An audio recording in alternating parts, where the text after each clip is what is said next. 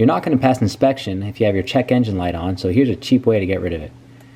Go to the store and buy yourself an onboard diagnostic tool. And basically what it does is hook up to your car's computer and it tells you any of the codes that were tripped. So if you look under your dashboard, you'll see this little trapezoid shaped plug, right? And this thing corresponds with the female end of the reader that you're going to buy. You'll plug it in, but make sure you have your key on, engine off, okay? You'll click read and this little star is going to start floating through the screen, and then it's going to tell you what's wrong with your vehicle. Now in my case I have a P0496. So you're going to take that code, plug it into Google, and you're going to enter it in along with the make and model of your vehicle, right? Also year.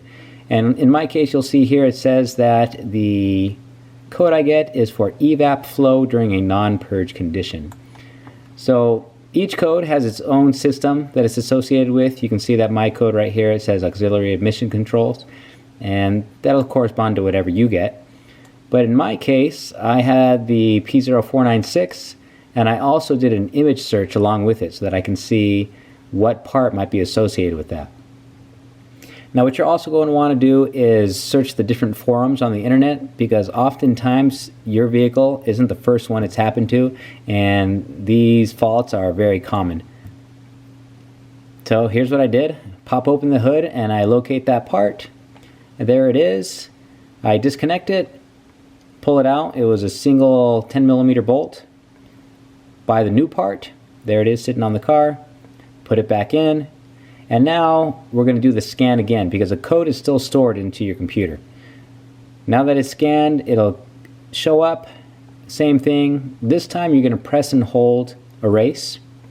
And it's going to ask you, do you want to erase, with the question mark. You're going to press and hold it again. And then it's going to say done. The code is now wiped clean from your vehicle, and it goes from being on to turning off. Now keep in mind, this isn't a surefire way of fixing what is exactly wrong with your vehicle. It just gives you a pretty good start, and for as much as a mechanic is going to charge you to even just pull it into the garage, I think it's worth the gamble if you can do some good research.